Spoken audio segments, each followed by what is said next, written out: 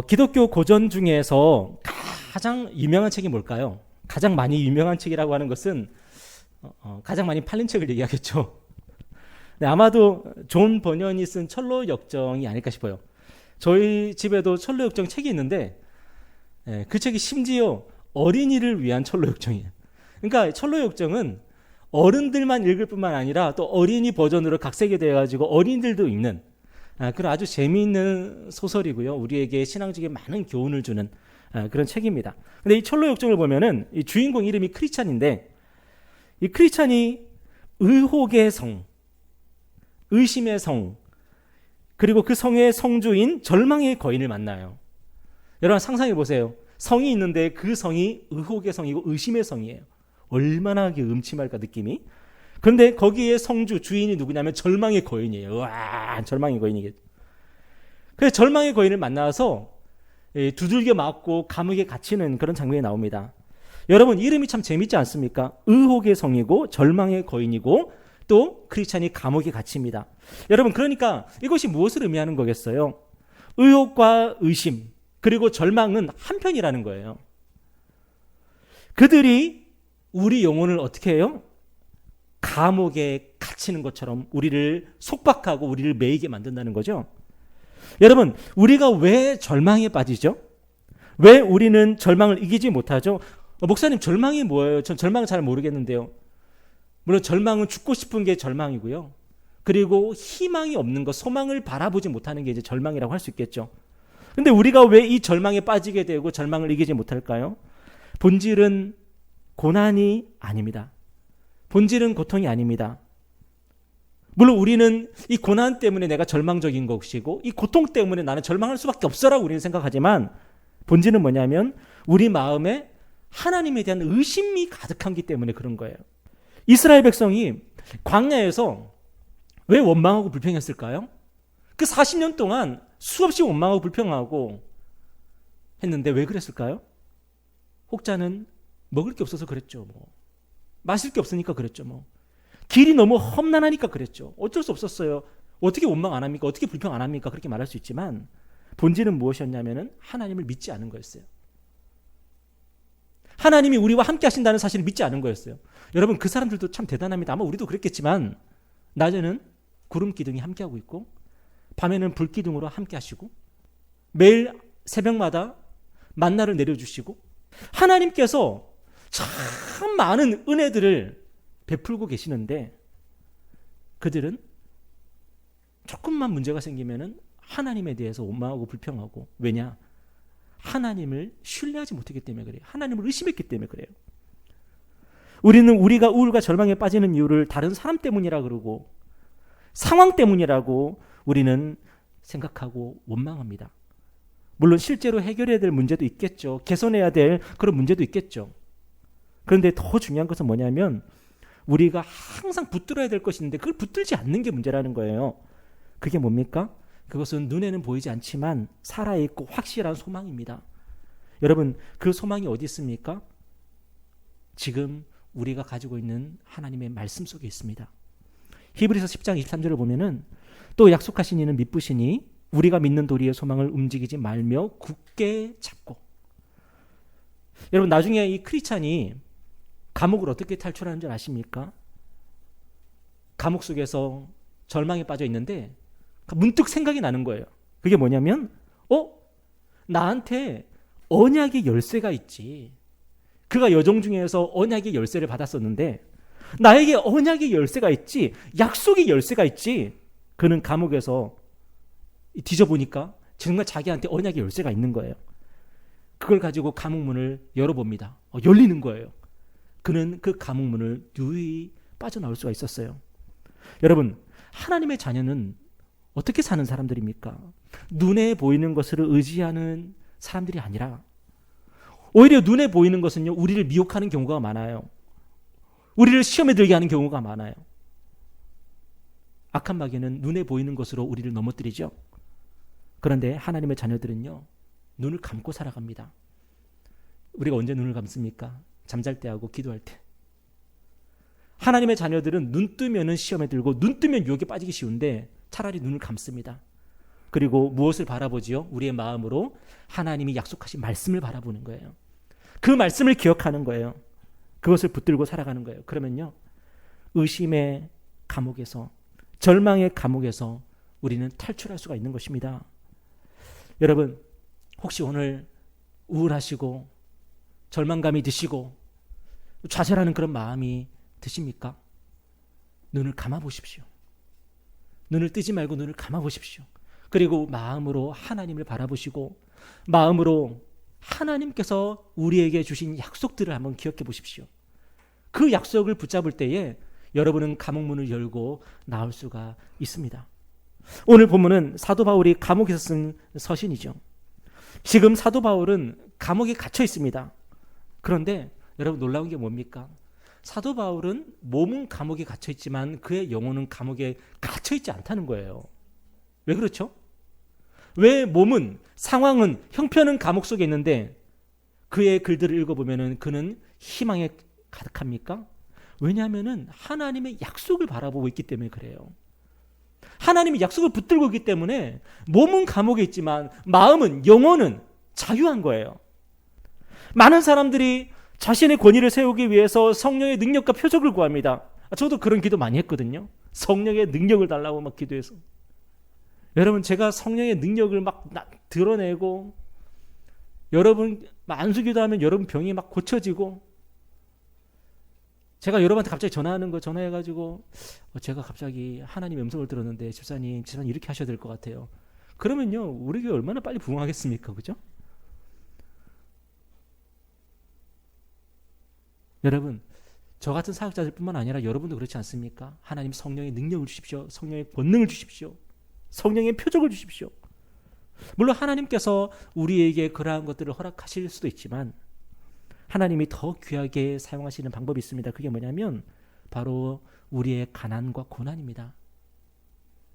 우리가 가난한데도 불구하고 물질을 드리고 또 물질을 나누고 고난을 당하는데도 불구하고 복음을 전하고 봉사한다면요, 누가 우리를 의심할 수 있겠습니까?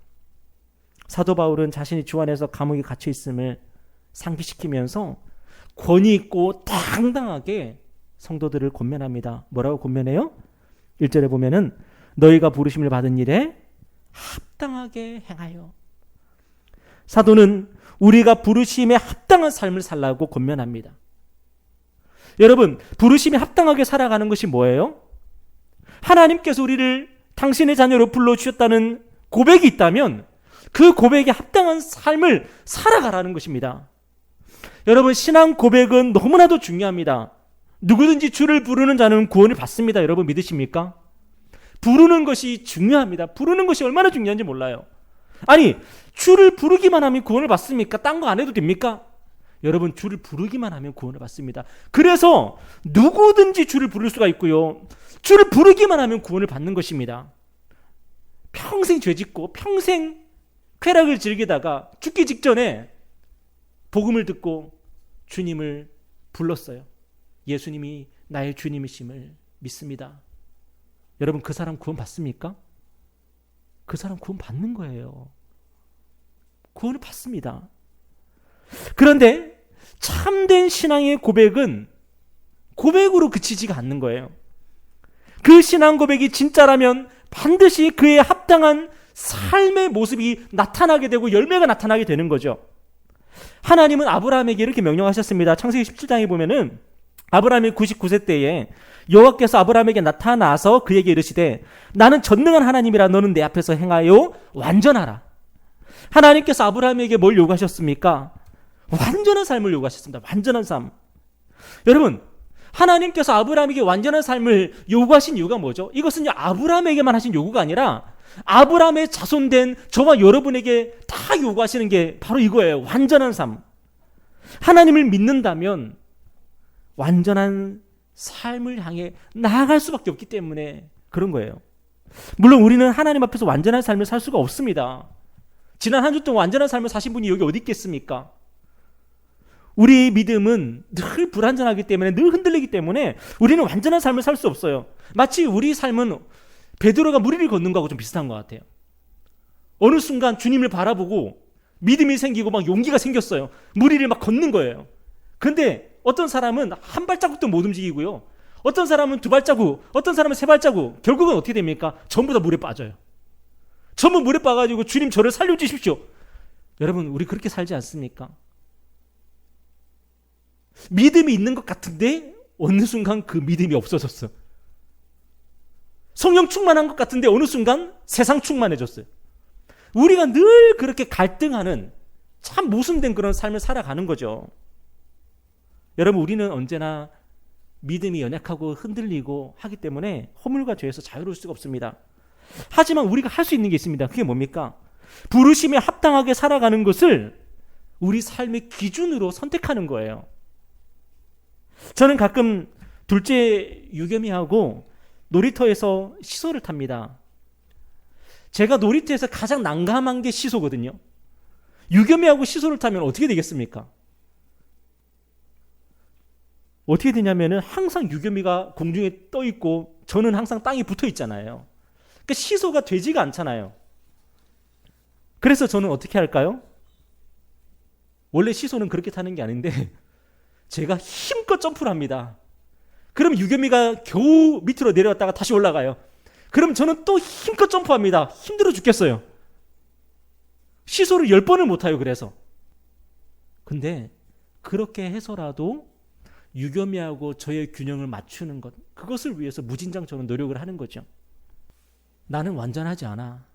나는 허물과 죄가 너무 많아. 내가 어떻게 예수님처럼 살 수 있어? 그렇게 생각하면서 아무것도 하지 않는 거 하고요.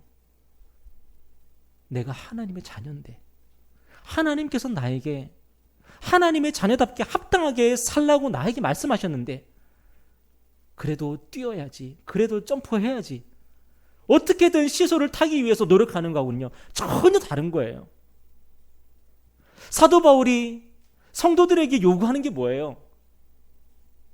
완전하지 않은 것에 대해서 책망하는 것이 아니라 하나님의 부름에 대해서 응답하고 하나님의 부름에 대해서 반응하면서 그 길을 걸어가라는 거예요.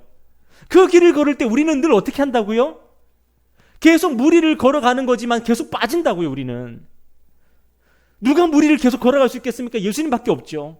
그런데 빠지더라도 다시 예수님 붙잡고 다시 올라가고 또 무리를 걷다가 다시 빠지고 다시 올라가고 그렇게 하면서 살아가는 게 바로 저와 여러분의 인생이에요.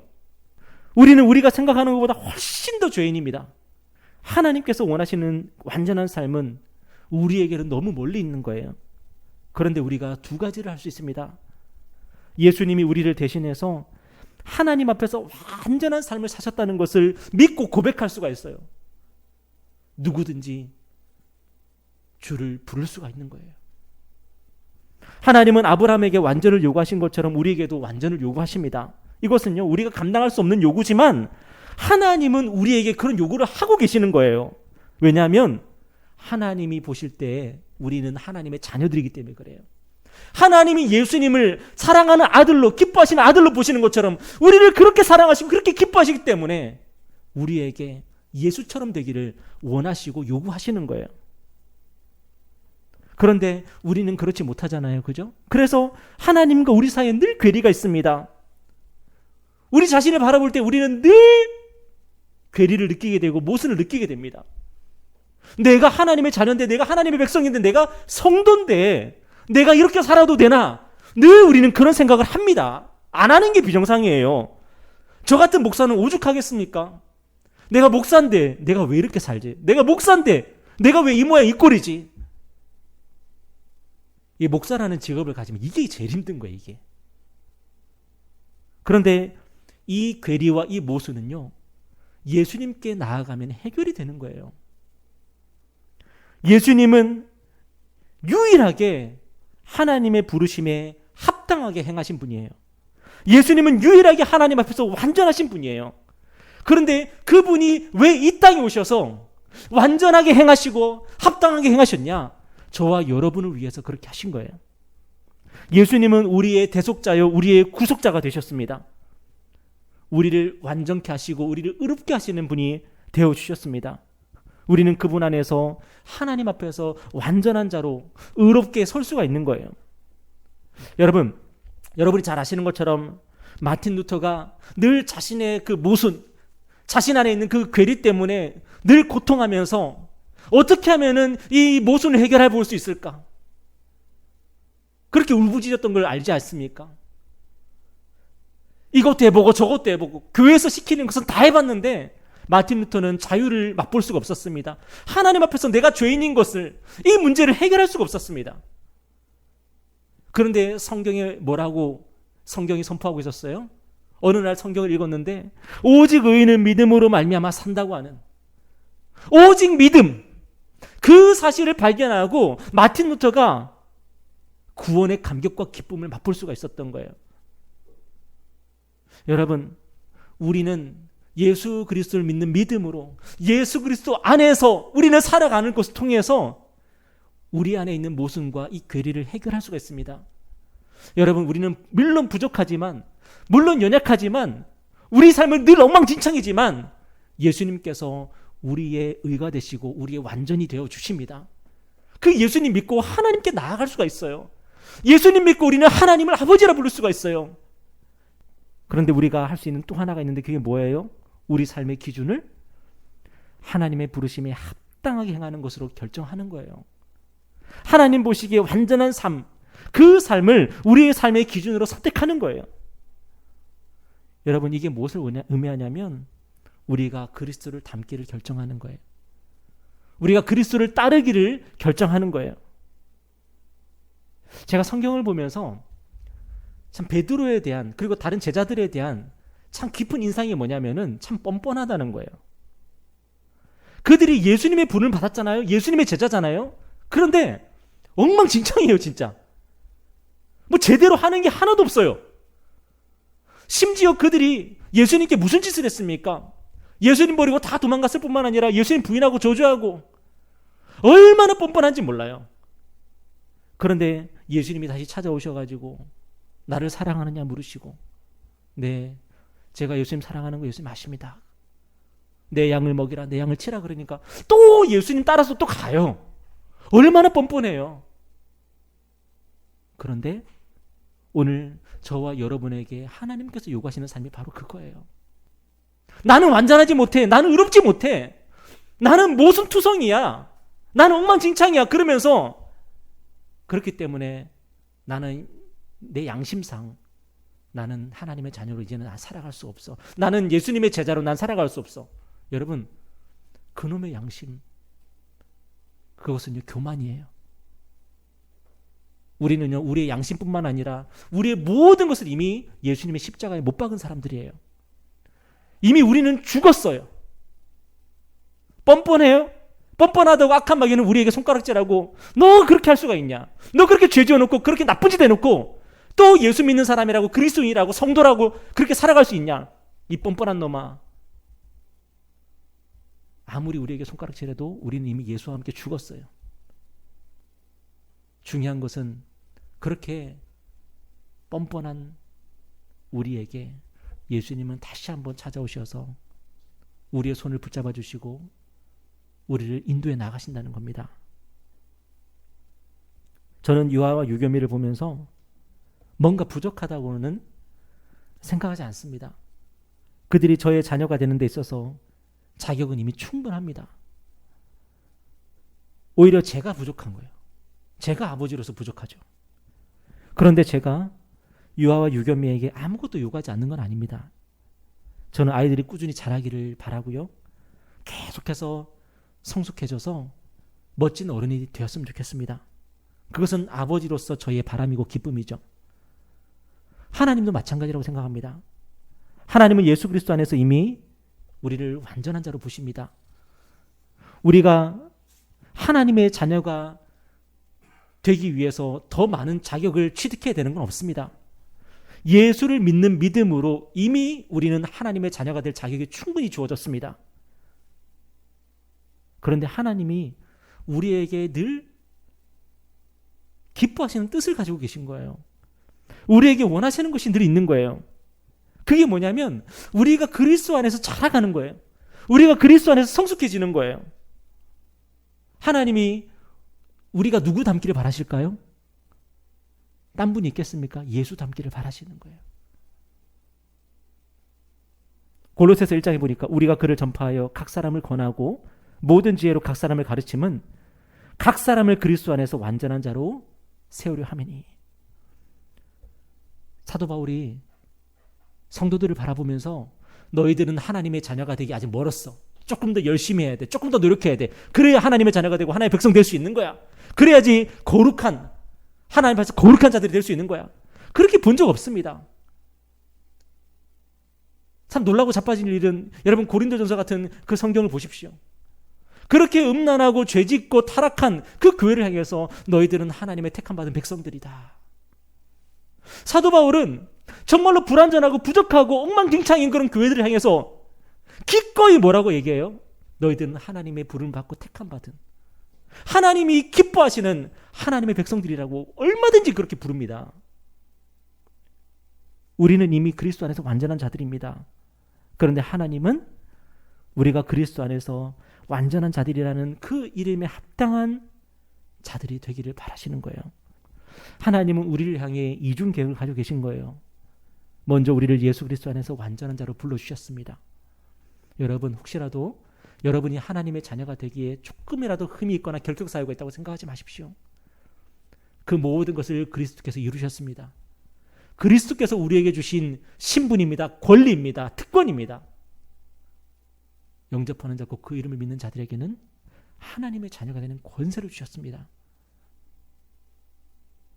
그리고 그 다음 계획이 뭐예요? 우리를 예수 그리스도 안에서 완전한 자로 조금씩 자라게 하시는 것입니다.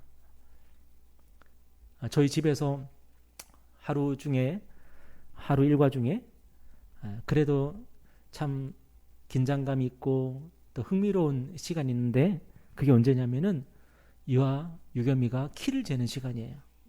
여러분도 해보셨지 않습니까? 키 한번 재보셨죠? 지금은 아마 다들 키 재는 게 좀 두려우실 텐데 좀 줄었네 이러면서. 근데 아이들이 키를 잴 때요, 그때 참 두근두근되고 또 키가 0.5cm라도 1cm라도 크면은 그게 그렇게 큰 기쁨이 되거든요. 하나님이 저와 여러분에게 기대하시는 게 바로 그런 거예요. 그리스도 안에서 우리를 완전하게 하셔서 우리를 하나님의 자녀로 부르시고 난 뒤에 우리가 조금씩 자라가기를 하나님께서 너무나도 간절하게 바라시는 거예요. 여러분, 우리가 하나님 앞에서 완전한 자로 부름받았고 하나님의 자녀로 하나님의 백성으로 부름받았다는 그 부르심 앞에서 우리가 응답하며 살기를 결단할 때에 하나님께서 우리에게 주신 은혜가 뭔지 아십니까? 로마서 8장 28절, 우리가 알거니와 하나님을 사랑하는 자 곧 그의 뜻대로 부르심을 입은 자들에게는 모든 것이 합력하여 선을 이루느니라. 하나님께서 나를 부르셨구나. 나 같은 죄를 하나님의 자녀로 하나님의 백성으로 부르셨구나. 나에게 이런 영광을 주셨구나. 그 사실을 깨닫고 하나님, 정말 죄인 중에 괴수 같은 사람이지만 하나님 위해서 살아보고 싶습니다. 하나님 뜻대로 살아보고 싶습니다. 그렇게 우리의 삶을 방향을 결정하고 살아갈 때에 하나님께서 모든 것이 합력하여 선을 이루시는 그런 하나님의 은혜와 하나님의 인도하심을 우리에게 허락해 주신다는 것입니다. 여러분, 하나님께서 우리를 불러주신 이 사실은 우리가 할 수 있는 것이 아니었고 오직 예수 공로로 밖에는 되는 것이 아니었습니다. 오직 은혜로 밖에는 부름받을 수 없는 것이었습니다. 그 은혜가 저와 여러분의 삶에 펼쳐져 있습니다. 이제 저와 여러분 이제 어떻게 살아야 되겠습니까? 우리 삶의 기준, 내 삶의 목표, 그 부르심에 합당하게 살아가는 것. 그 부르심에 합당하게 살아가기 위해서 부족하지만 애쓰면서 노력하면서 아침에 일어나면 큐티라도 하려고 노력하고 정말로 기도하려고 노력하고 그렇게 조금씩 노력하면서 살아갈 때에 하나님께서 아버지가 자녀를 바라보시면서 기뻐하시는 것처럼 우리를 기뻐하실 줄 믿습니다. 부족하기 때문에 포기하지 마십시오. 안 된다고 낙심하지 마십시오. 하나님께서 우리와 함께 하신다고 약속하셨고 성령께서 우리를 도우신다고 약속하셨습니다. 여러분, 걸음을 떼시기 바랍니다. 시작하시기 바랍니다. 하나님께서 그날까지 약속하신 것을 능히 지키시고 이루실 줄 믿습니다. 우리 기도하겠습니다.